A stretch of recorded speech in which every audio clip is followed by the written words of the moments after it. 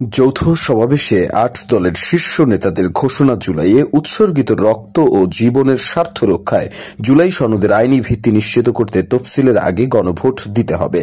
আজ দুপুরে রাজধানীর নয়া পল্টনে মোড়ে জুলাই সনদ বাস্তবায়ন ঘোষণা, তফসিলের আগে গণভোট ও পিআর পদ্ধতিতে জাতীয় নির্বাচন আয়োজন সহ ৫ দফা দাবিতে আন্দোলনরত ৮ দলের যৌথ সমাবেশে নেতারা এ ঘোষণা দেন।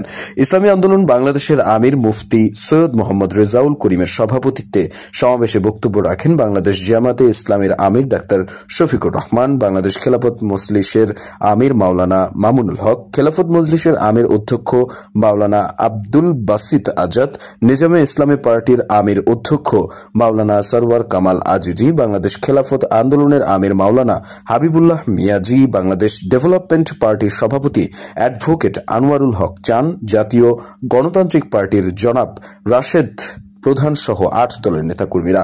সমাবেশে বাংলাদেশ জামাতে ইসলামীর আমির ডাক্তার শফিকুর রহমান বলেন, যারা জুলাই বিপ্লবকে স্বীকৃতি দেবে না তাদের জন্য ২৬-এ কোনো নির্বাচন নেই।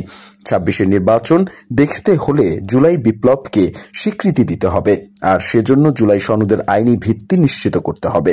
সমাবেশে সভাপতির বক্তব্যে ইসলামী আন্দোলন বাংলাদেশের আমির মুফতি সৈয়দ মোহাম্মদ রেজাউল করিম বলেন, জুলাই গণ অভ্যুত্থানকে আইনি ভিত্তি দেওয়ার ব্যাপারে সবাই একমত পোষণ করেছে। এখন গণভোট আগে না হলে জাতীয় নির্বাচন করবেন কোন আইনে? গণভোটের মাধ্যমে জুলাই সনদ আইনি ভিত্তি পেলেই জাতীয় নির্বাচনও আইনি ভিত্তি পাবে। সোমবার দুপুরে সমাবেশ শুরু হলেও দুপুর থেকেই নয়া পল্টন ও তার আশপাশের এলাকায় লোকে লোকারণ্য হয়ে পড়ে। পরে পীর সাহেব চরমনাই দোয়া ও মোনাজাতের মাধ্যমে সমাবেশ সমাপ্ত করেন। দীপু নূর, বর্তমান টেলিভিশন।